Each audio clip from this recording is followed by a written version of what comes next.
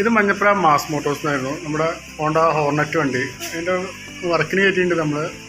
പിന്നെ 4 ലീക്കിന് വേണ്ടിയിട്ടാണ് നമ്മൾ കയറ്റിയിരുന്നത്. 4 ലീക്കാണ് കംപ്ലൈൻറ്റ്. അതിന് വേണ്ടി നമ്മൾ അയച്ചിട്ടുണ്ട് കേട്ടോ. ഫോർക്ക് ഫുള്ളായിട്ട് അയച്ച് നമ്മൾ പീസാക്കിയിട്ടുണ്ട്. അങ്ങനെ ഫോർക്കിൻ്റെ ഭാഗങ്ങളാണ്. ഇത് മാറേണ്ട പാർട്സ് പറഞ്ഞാൽ നമുക്കിത് ഈ 2 ഓയിൽ സീല്, അതുപോലെ ഡസ്റ്റ് സീല്, 2 ലോക്ക്, പിന്നെ ഓയിൽ അതാണ് നമുക്ക് മാറേണ്ടത്.